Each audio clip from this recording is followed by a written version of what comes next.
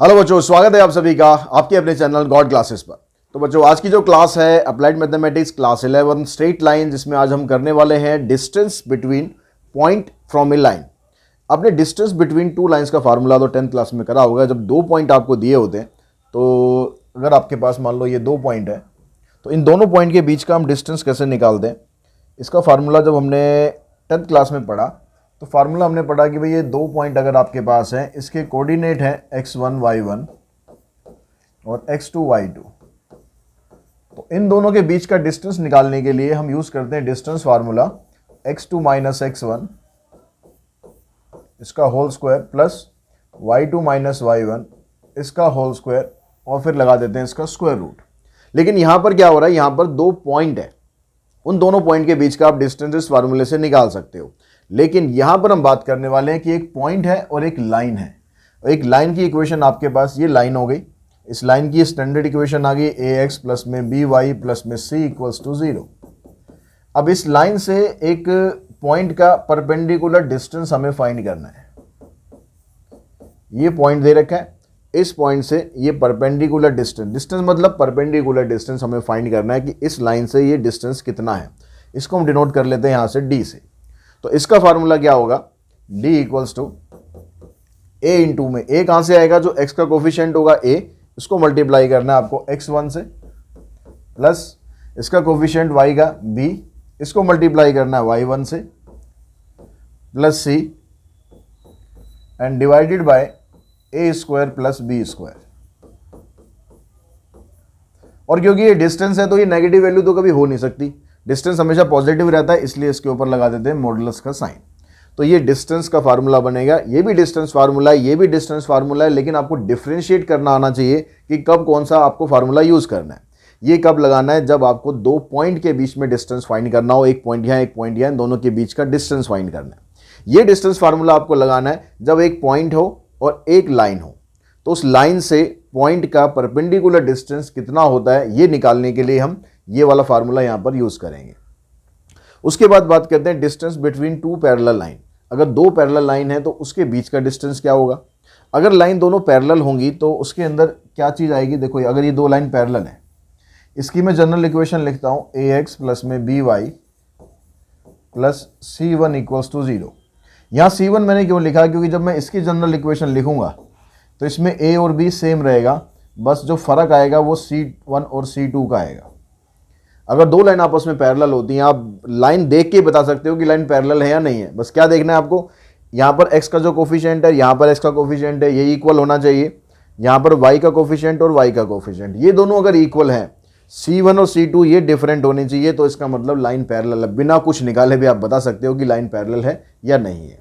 अब इनके बीच का डिस्टेंस हमें फाइंड करना है। इनके बीच का डिस्टेंस मतलब वही परपेंडिकुलर डिस्टेंस, ये परपेंडिकुलर डिस्टेंस फाइंड करना है। तो ये निकालने के लिए फार्मूला हम यूज करेंगे c1 माइनस c2, फिर इसका मॉडुलस कर देना divided by a square plus b square. क्योंकि बाकी के ax by लिखने का कोई फायदा नहीं है, वो तो आपस में कट ही जाएंगे।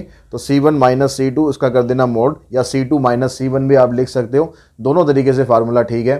तो ये दो फार्मूले जो हैं इनके ऊपर बेस्ड है हमारी एक्सरसाइज 17.7 जो आज की इस क्लास में हम करने वाले हैं। अब एक्सरसाइज पे अगर हम चलें तो सबसे जो पहला क्वेश्चन आता है आपके पास, उस पहले क्वेश्चन में कहता है find the distance of the point P from the line L in the following cases. जो डिस्टेंस आपको बताना है, पॉइंट P का डिस्टेंस बताना है। ये पॉइंट है, ठीक है, ये पॉइंट है यहाँ पर, और ये वाली लाइन है।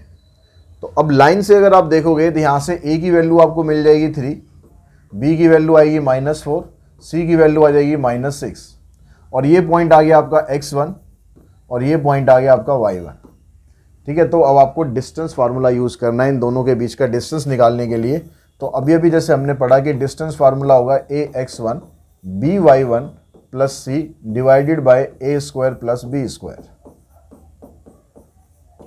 और इसका करना है आपको मॉडुलस।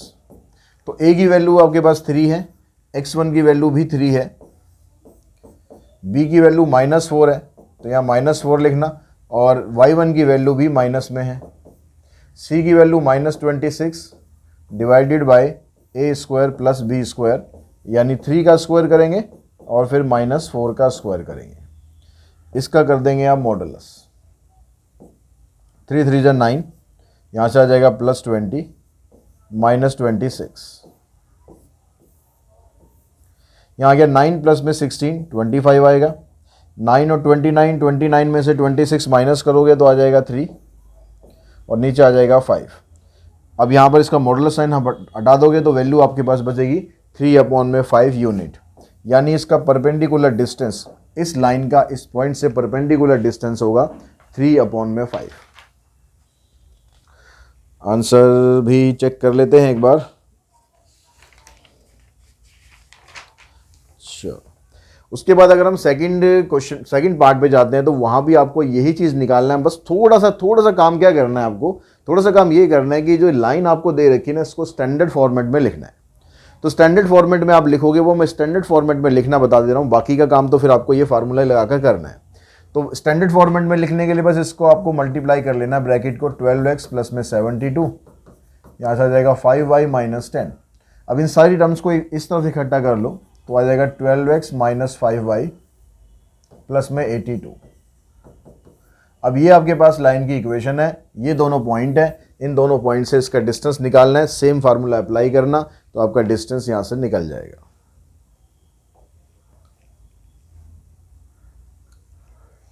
क्वेश्चन नंबर सेकंड में कहता है कि फाइंड द वैल्यूज ऑफ के। वैल्यूज एस बीच में लगा रहा, मतलब के की एक से ज्यादा वैल्यूज भी पॉसिबल हैं, इसका मतलब ये होता है। ठीक है, given that the distance of the point this from the line this is 4 unit. अब क्या करें, आपको डिस्टेंस इसने दे दिया, अब निकालना नहीं है। अब डिस्टेंस क्वेश्चन में आपको दिया हुआ है, कितना डिस्टेंस दिया हुआ है, 4 यूनिट का डिस्टेंस दिया हुआ है, लाइन ये है और पॉइंट ये है। तो जैसे डिस्टेंस फार्मूला हमने अप्लाई करा, वही डिस्टेंस फार्मूला आप अप्लाई करो, a इंटू में x1 plus by1 plus c divided by a square plus b square.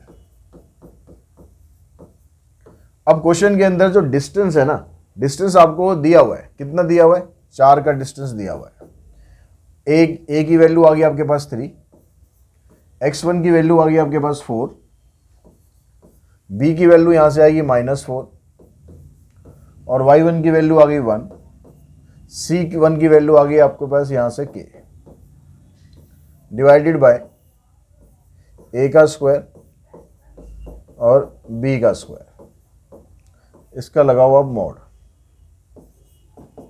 3 4 जा 12, 12 माइनस 4 करेंगे 8 आ गया, 8 प्लस के अपॉन 9 प्लस 16, 9 प्लस 16 25 आएगा, 25 का स्क्वायर रूट करोगे तो 5 आ जाएगा।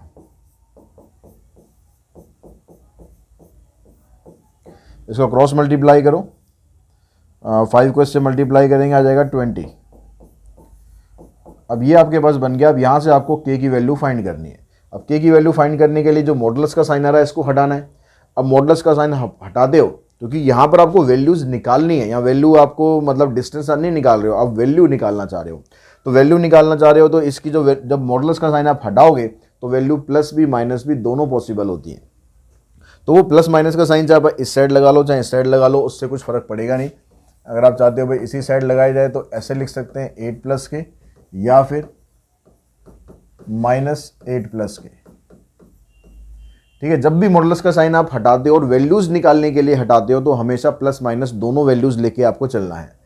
तो यहाँ से 8 को इधर लाएंगे, k की वैल्यू आ जाएगी आपके पास 12, इसमें -k को इधर लाओगे तो प्लस k हो जाएगा और 20 को इधर लेके जाओगे तो -20 हो गया, यानी k की वैल्यू आ जाएगी -28।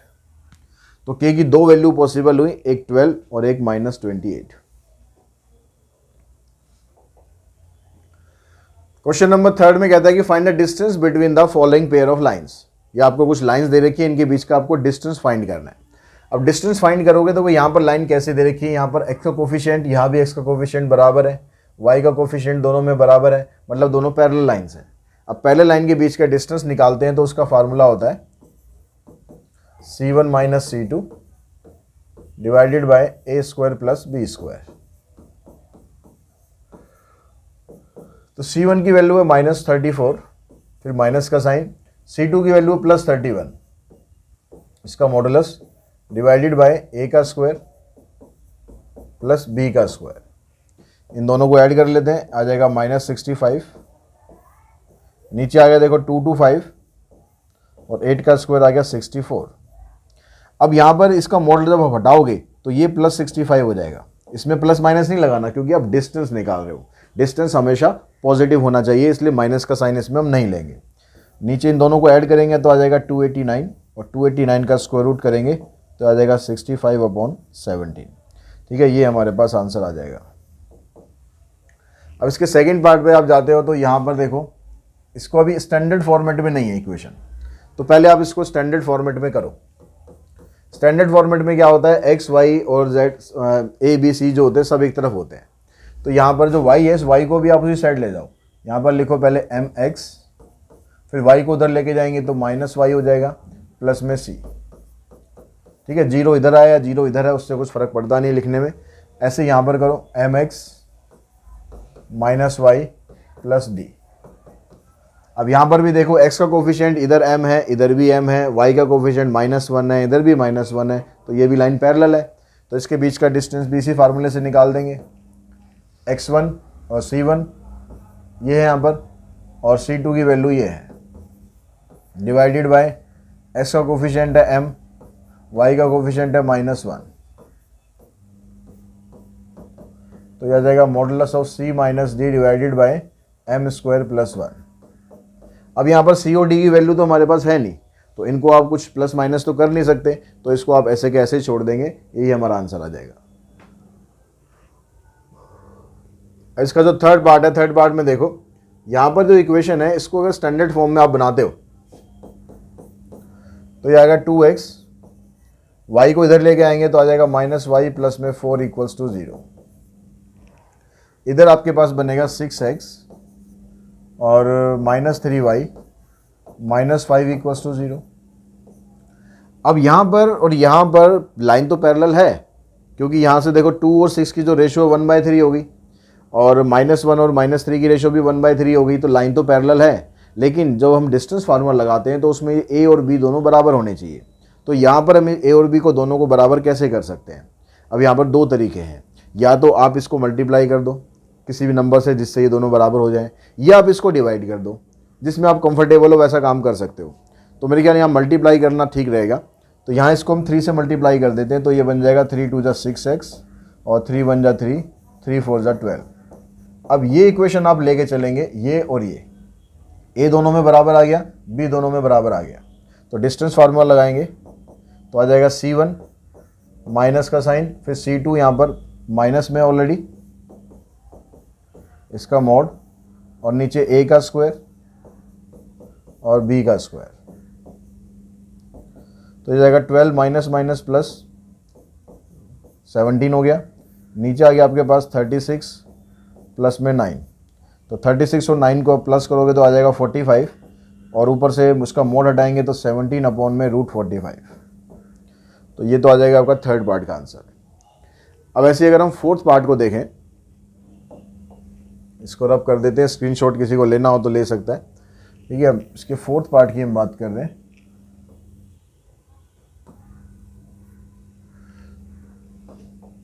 तो फोर्थ पार्ट में पहले इसको स्टैंडर्ड फॉर्म में करो, ये आ गया LX + LY + P = 0, और इधर से आ गया LX + LY - R = 0। तो यहाँ पर x का कोफिशिएंट L है, यहाँ भी L है, यहाँ पर y का भी L है, y का भी L है, तो यहाँ पर दोनों का सेम है, यहाँ आपको कुछ नहीं करना, सीधा फार्मूला लगा दो आप। तो यहाँ पर C1 की वैल्यू P है, फिर माइनस का साइन, फिर यहाँ पर वैल्यू -R, इसका मॉड निकालेंगे डिवाइडेड बाय L² + L², तो ये बन जाएगा P + R divided by 2L²। अभी जो L² है इसका L आप बाहर निकाल दोगे तो आपके पास आंसर बन जाएगा P + R √2L। यही हमारा आंसर आ जाएगा, क्योंकि इसके अंदर आपको इनकी वैल्यूज तो आपके पास है नहीं। तो क्वेश्चन नंबर 4 में कहता है कि vertex of A square is at origin and it's one side lies along the line this. ये कह रहा है कि इसका जो वर्टेक्स है ना स्क्वायर का, एक स्क्वायर है, हम एक हमारे पास ये स्क्वायर आ गया, स्क्वायर का एक वर्टेक्स कह रहा है ओरिजिन पर है, तो यहाँ पर आ गया 0 0, और ये दूसरी जो एक इसकी जो साइड्स है ना उनमें से कोई एक साइड इसके अलोंग है। तो अब इसमें आप कोई सी भी साइड वैसे तो आप ले सकते हो, जैसे मान लो हम ये वाली साइड ले लेते हैं, 3x माइनस 4y माइनस 10, ये साइड ठीक है इस लाइन के ऊपर आ रही है। अब आपको ये बताना है कि एरिया स्क्वायर का क्या होगा। अब स्क्वायर का एरिया निकालने के लिए अगर हमें स्क्वायर की साइड मिल जाए तो हम एरिया निकाल सकते हैं। अब स्क्वायर की साइड हम यहाँ पर निकाल सकते हैं कैसे। अच्छा ये चीज़ और ध्यान रखना कि आप ये वाली जो साइड है ना, ये यहाँ पर या यहाँ पर नहीं ले सकते हो। क्यों नहीं ले सकते हो, उसका रीज़न है कि अगर आप ये साइड यहाँ पर लेते हो तो ये जो पॉइंट है 0 0 इस लाइन का पॉइंट हो गया, और ये 0 0 इस लाइन को सेटिस्फाई नहीं कर रहा है। जैसे ये आपके पास इक्वेशन है, अगर आप 0 0 इसमें डालोगे तो ये 0 हो जाएगा, ये 0 हो जाएगा, माइनस 10 बचेगा, तो ये 0 के बराबर नहीं आ रहा है, मतलब इसको सेटिस्फाई नहीं कर रहा है। तो आप ये वाली जो इक्वेशन है या तो आप यहाँ पर लोगे या फिर आप यहाँ पर लोगे, दोनों में से कहीं भी ले सकते हो, ठीक है, लेकिन इन दोनों साइड्स पर नहीं ले सकते। तो अगर हमने ये साइड ले ली, अब इसकी हेल्प से हम डिस्टेंस निकाल लेते हैं, क्योंकि ये साइड जो हमारी आ रही है ना स्क्वायर की साइड इसी लाइन के ऊपर है, मतलब ये जो डिस्टेंस है ये परपेंडिकुलर डिस्टेंस होगा, क्योंकि स्क्वायर में एंगल 90 डिग्री होता है। तो हम यहाँ पर ये जो वर्टेक्स है ए बी, इसका डिस्टेंस निकाल लेते हैं। अब इसके लिए जो डिस्टेंस फार्मूला हम लगा रहे हैं वही फार्मूला आपको यूज़ करना है, ठीक है। ax1 by1 प्लस में c divided by a square plus b square.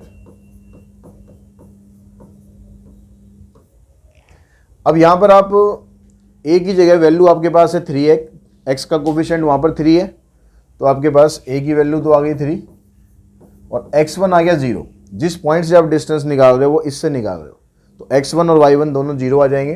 b की वैल्यू -4 है, यहाँ पर 0 आ गया, और c की वैल्यू आपके पास -10 है, तो इधर रख दिया आपने -10। इसका मॉड किया डिवाइडेड बाय a का स्क्वायर और b का स्क्वायर, तो ये से 0 हो गया, ये 0 हो गया, ये -10 बचा। नीचे आपके पास आ जाएगा 9 + 16 25 आ गया। इसका मोड हटाएंगे आप, 10 का मोड हटाएंगे, -10 का 10 हो जाएगा, और नीचे इसका स्क्वायर रूट आएगा 5 से इसको डिवाइड करोगे तो आपके पास स्क्वायर की साइड आ गई है 2, ठीक है, स्क्वायर की साइड आ गई है आपके पास 2। आपको निकालना है स्क्वायर का एरिया, तो एरिया ऑफ स्क्वायर का फार्मूला क्या होता है, एरिया ऑफ स्क्वायर होता है साइड इंटू में साइड। अब साइड तो आपकी 2 निकली है ना, 2 इधर 2 इधर, 2 2 जा 4 सेंटीमीटर स्क्वायर, ये आपके पास इसका एरिया आ जाएगा। सेंटीमीटर मीटर नहीं लिखना, आप स्क्वायर यूनिट लिखना, क्योंकि यहाँ पर आपको मीटर सेंटीमीटर नहीं दिया है, तो आप सिर्फ लिखेंगे यहाँ पर स्क्वायर यूनिट। उसके बाद क्वेश्चन नंबर अगर हम 5 पे चलें तो 5 में आपको क्वेश्चन में दिया हुआ है कि if the equation of the base of an equilateral triangle is x + y = 2। Equation of the base of an equilateral triangle, यानी ये अगर आपके पास एक ट्राइंगल है जिसकी साइड इक्वल है और इसका जो ये बेस है ना, इसकी इक्वेशन आपको ये दे रखी है x + y = 2 and the vertex is 2 - 1, और जो वर्टेक्स है इसका वो है 2 - 1, तो ये वर्टेक्स आ गया इसका। Then find the length of the side of the triangle. अब ट्राइंगल की जो साइड है ना वो हमें बतानी है। अब ट्राइंगल की साइड बताने के लिए हम क्या कर सकते हैं कि हम एक एल्टीट्यूड ड्रॉ कर सकते हैं। हम एक एल्टीट्यूड यहाँ से ड्रॉ कर सकते हैं इस वर्टेक्स से, और इसकी लेंथ निकाल सकते हैं। अब इसकी लेंथ हम निकालेंगे तो वही डिस्टेंस फार्मूला आप लगाओ। डिस्टेंस फार्मूला लगाने के लिए जो इक्वेशन है उसको स्टैंडर्ड फॉर्म में लिखेंगे, तो x + y - 2 = 0 ऐसे आ गया। अब इस लाइन का डिस्टेंस इस पॉइंट से निकाल लो तो हमारे पास AD की वैल्यू आ जाएगी। तो चलिए पहले तो AD की वैल्यू निकालो, तो वही फार्मूला लगाएंगे यहाँ पर। A की जगह यहाँ पर x का कोफिशिएंट भी 1 है और y का कोफिशिएंट भी 1 है, यानी A और B दोनों की वैल्यू तो 1 है। x1 y1 आपके ये है, तो A इंटू में x1, B इंटू में y1, और C की वैल्यू क्या है हमारे पास -2 डिवाइडेड बाय A का स्क्वायर प्लस B का स्क्वायर। तो यहाँ से आ गया 2, यहाँ से -1 और यहाँ से -2, तो 2 - 3 मतलब -1 आ गया। नीचे आ गया √2, इसका मोड हटाएंगे तो आ जाएगा 1/√2। तो ये AD है, ये आपके पास 1/√2 आ गया। अब इससे साइड कैसे निकलेगी। अब इक्विलेटरल ट्राइंगल पर अगर आप कोई एल्टीट्यूड ड्रॉ करते हो तो वो एल्टीट्यूड क्या करता है, मीडियन का भी काम करता है, यानी ये पार्ट और ये पार्ट दोनों बराबर होंगे। अगर हम इसकी साइड x ले लें तो ये वाला पार्ट हो जाएगा x/2। अब यहाँ पर आप पाइथागोरस लगा सकते हैं, ठीक है, यूजिंग पाइथागोरस।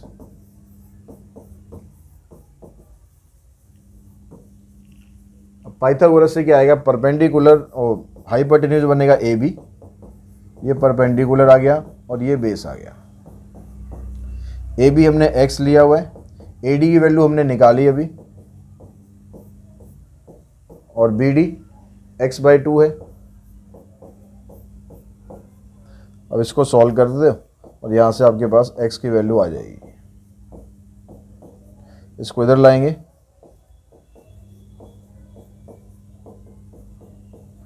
एलसीएम लेंगे, 4x² माइनस x² करेंगे तो आ जाएगा आपके पास 3x²।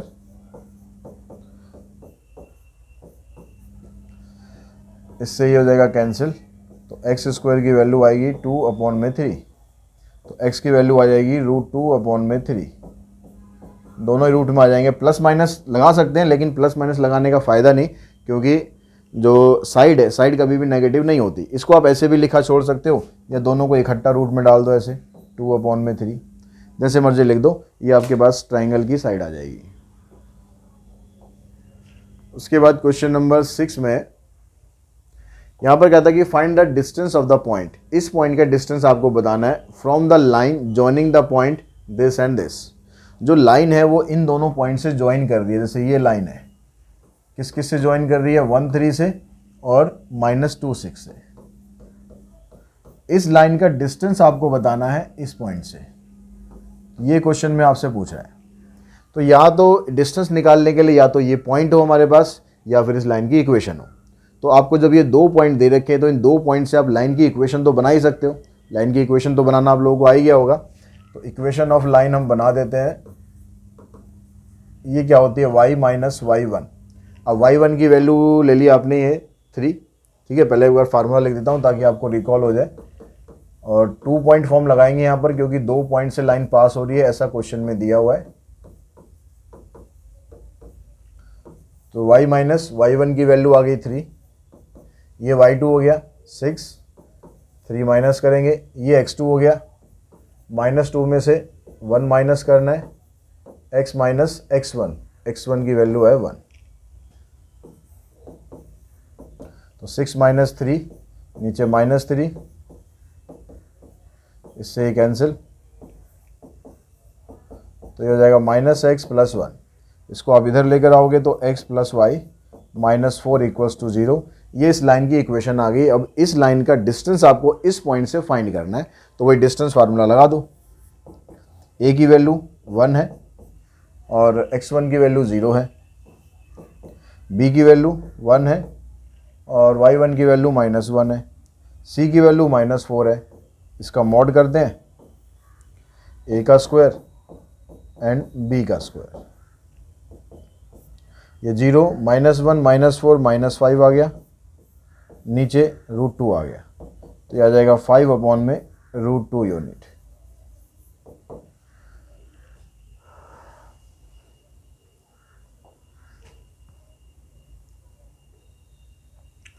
क्वेश्चन नंबर 7, इसमें कहता है the point this this and this.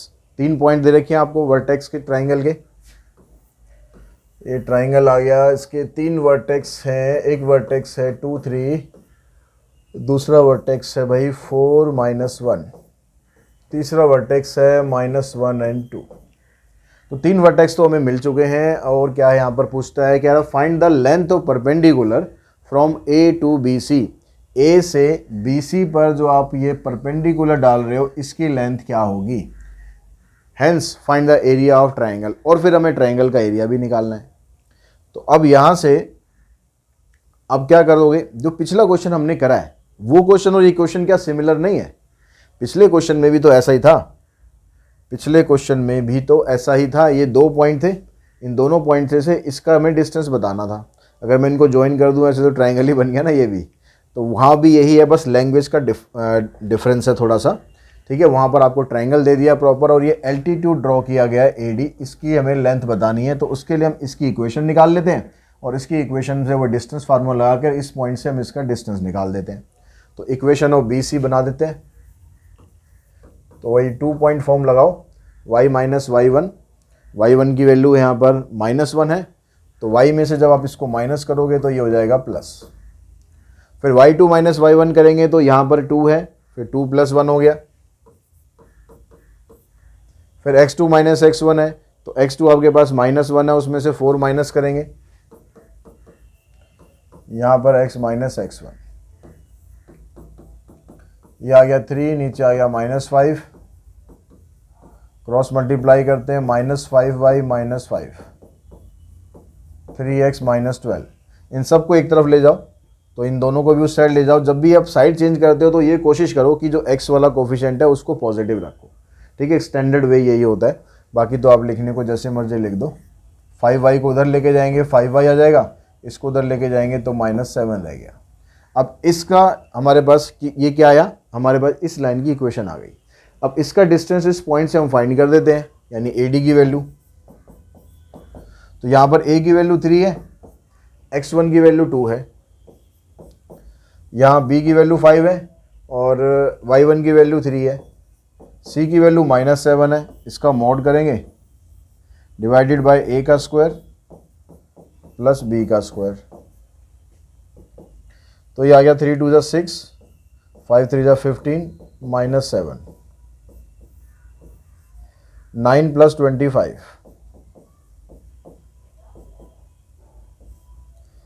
15 और 6 21, 21 में से 7 माइनस करोगे तो 14, मॉड भी हटा देंगे तो 14 ही रहेगा पॉजिटिव। 25 और 9 ये आ जाएगा √34, 34 के पेयर तो बनेंगे नहीं, तो इसको तो आप ऐसे ही रहने देंगे √34। तो ये तो आपके पास डिस्टेंस आ गया। अब कहता है कि hence find the area of triangle. Hence का मतलब क्या है कि जो आपने ये निकाला है, ये एल्टीट्यूड निकाला है, इसी की हेल्प से ही आपको एरिया निकालना है। ये जब भी वर्ड दिया होता है तो इसका मतलब यही होता है कि जो आपने पहले काम किया है उसी की हेल्प से आपको आगे का काम करना है। मतलब आप यहाँ पर एरिया ऑफ ट्राइंगल वैसे नहीं निकाल सकते कि हम यहाँ वर्टेक्स ले लें तीनों और आप एरिया ऑफ ट्राइंगल का वो ½ x1 y2 माइनस y3 वाला फार्मूला लगा दो, उससे करोगे तो नंबर नहीं मिलेंगे। यहाँ पर आपको इसी एल्टीट्यूड का यूज़ करना पड़ेगा। अब एल्टीट्यूड का यूज़ करने के लिए हमारे पास फार्मूला होता है एरिया ऑफ ट्राइंगल का ½ × बेस × हाइट। तो हमारे पास हाइट तो आ चुकी है, एल्टीट्यूड ही हाइट होती है ना, वो तो हमारे पास है। हमें बेस चाहिए, बेस क्या है यहाँ पर BC। तो BC की हमने इक्वेशन तो बना ली थी, लेकिन हमें BC का डिस्टेंस भी चाहिए। तो BC का डिस्टेंस निकालोगे। अब इसमें डिस्टेंस फार्मूला कौन सा लगाएंगे, क्योंकि BC में 2 पॉइंट दिए हुए हैं, इनके बीच का डिस्टेंस निकालना है। तो डिस्टेंस फार्मूला पहले जो आपने सीख रखा है वो वाला फार्मूला लगाएंगे। यहाँ पर √x2 minus x1 y2 minus y1, ये वाला फार्मूला लगाना। तो यहाँ पर है 2 + 1 हो जाएगा, ये -1 और मैंने क्या कर दिया यहाँ पर, चलो पहले मैंने y2 माइनस y1 लिख दिया है, पहले मैंने ये लिख दिया है, कोई बात नहीं, उससे फ़र्क पड़ेगा नहीं। फिर -1 - 4, ठीक है। ये इधर लिखते हैं, ये इधर लिखते हैं नॉर्मली, पर बीच में प्लस का साइन होता है तो उससे कुछ फ़र्क पड़ेगा नहीं, आप पहले क्या लिख रहे हो, ठीक है। मैं एरो लगा देता हूँ, ये मैंने इधर लिख दिया और ये इधर लिख दिया है। तो यहाँ पर आ गया 3, 3 का स्क्वायर आ गया 9, यहाँ पर 5, 5 का स्क्वायर आ गया 25, यानी √34। अब आप निकालोगे एरिया ऑफ ट्राइंगल। तो उसके लिए हम फार्मूला लगाते हैं ½ × में बेस यहाँ पर BC है और एल्टीट्यूड यहाँ पर AD है। तो BC है √34 और एल्टीट्यूड आया हमारा 14 √34, तो ये कैंसिल, ये आ गया हमारे पास 7 स्क्वायर यूनिट। एरिया है तो आंसर हमेशा स्क्वायर यूनिट में आएगा। क्वेश्चन नंबर 8 में 8 क्वेश्चन में कहता है find the length of perpendicular from the point this. इस पॉइंट से आपको लेंथ ऑफ परपेंडिकुलर फाइंड करना है to the line joining the origin. Line किस किस को ज्वाइन कर रही है, ओरिजिन को, and the point of intersection of this line. और ये जो दोनों लाइन दे रखी है ना, इन दोनों लाइन का जो इंटरसेक्टिंग पॉइंट आया है उनसे लाइन जुड़ी हुई है, ओरिजिन से और इन दोनों के इंटरसेक्टिंग पॉइंट से। तो क्वेश्चन को समझो ये क्या कह रहा है कि ये हम लाइन L1 ले लेते हैं, ये लाइन L2 ले लेते हैं। ये कह रहा है इन दोनों लाइन का जो इंटरसेक्टिंग पॉइंट है, मतलब ये L1 आ गई, ये L2 आ गई। तो लाइन हमारी इस पॉइंट से जुड़ी हुई है और ओरिजिन से जुड़ी हुई है, तो लाइन हमारी ये आ गई एक, ये ओरिजिन हो गया और ये पॉइंट हमें अभी निकालना बाकी है। अब ये लाइन का डिस्टेंस आपको बताना है, कहाँ से, इस पॉइंट से इसका डिस्टेंस बताना है। तो ये आपको डिस्टेंस फाइंड करना है। अब क्वेश्चन आई थिंक समझ में आ गया होगा आपको करना क्या है। अब इसका डिस्टेंस निकालने के लिए आपको इस लाइन की इक्वेशन चाहिए। इस लाइन की इक्वेशन तब बनेगी जब आपके पास ये वाला पॉइंट होगा, और ये वाला पॉइंट क्या है, ये इन दोनों का इंटरसेक्टिंग पॉइंट है। मतलब इन दोनों इक्वेशन को सॉल्व करो, जो इनका कॉमन सॉल्यूशन आएगा। तो इक्वेशन आपके पास है, जो ये पहले वाली इक्वेशन है, इसको मल्टीप्लाई कर देता हूँ मैं 5 से, ठीक है। ये आ जाएगा 5 2 जा 10, 5 3 जा 15, 14 5 जा 70। दूसरी वाली इक्वेशन है, उसको मल्टीप्लाई कर देते हैं 2 से, तो 2 5 जा 10, 2 4 जा 8, 2 7 जा 14। साइन चेंज, 15 और 8 23, यहाँ आ जाएगा 8। इसको आप इधर लेके जाओगे तो y की वैल्यू आ जाएगी 84/23। अब तो x की वैल्यू निकालते हैं। इस पॉइंट को आप पुट कर दो, पहली दोनों इक्वेशन में से कहीं भी आप पुट करो। तो 2x - 3 इंटू में y की जगह आपके पास आ गया ये +14 = 0। अब इन दोनों को उस साइड ले जाओ, तो इसको मल्टीप्लाई करके 3 चौक 12, 3 8 24 और 1 25, ये आ गया। 14 इधर आके माइनस हो जाएगा। 23 एलसीएम, 14 3 42, 14 दूनी 28 और 4 32। 12 में से 5 गए 7, 2 से आप इसको कैंसिल कर दोगे तो x की वैल्यू तो आ जाएगी -35/23। यानी जो इसका इंटरसेक्टिंग पॉइंट था ना, जो ये वाला पॉइंट था, ये आ गया -35/23 एंड 84/23। अब इस लाइन की आप इक्वेशन बना लो। तो इक्वेशन ऑफ लाइन, इसके लिए हो गया y - y1, फिर y2 ये आ गया y2 - y1, x2 - x1, x - x1। तो ये 23 से 23 तो हो जाएगा कैंसिल, -35 इधर आ जाएगा, तो -35y, इधर से हो जाएगा 84x। इसको भी आप इधर ले जाओ। अब 84x + 35y = 0, ये इक्वेशन आ गई। अब यहाँ से आप कॉमन निकाल सकते हो, 7 कॉमन निकाल दो, तो 12 7 84 और 7 5 35। अब x वाली टर्म है, y वाली टर्म है, कांस्टेंट टर्म यहाँ पर नहीं है, तो उसको आप स्टैंडर्ड फॉर्म में शो करना है तो ऐसे लिख दो। अब ये लाइन आपके पास आ गई है, इस लाइन का डिस्टेंस आपको इस पॉइंट से फाइंड करना है। तो डिस्टेंस फार्मूला लगाते हैं। a की जगह 12 है, x1 की जगह 4 है, b की जगह 5 है और y1 की जगह -7 है, और c की वैल्यू 0 है। नीचे आ जाएगा आपके पास a का स्क्वायर प्लस b का स्क्वायर। तो 12 4 जा 48, -35, नीचे आ गया आपके पास 144 + 25। इसमें से इसको माइनस करो, 8 में से 5 गए 3, 13 आ गया, और नीचे आ गया आपके पास 169, और 169 का जो स्क्वायर रूट होता है ये होता है 13। 13 से 13 कैंसिल, आ जाएगा आंसर आपके पास 1। मॉड हमने हटा दिया, मॉड हटा गया, पॉजिटिव वैल्यू लिखनी है तो 13 लिख दिया। सॉल्व करेंगे तो डिस्टेंस आ जाएगा 1 यूनिट।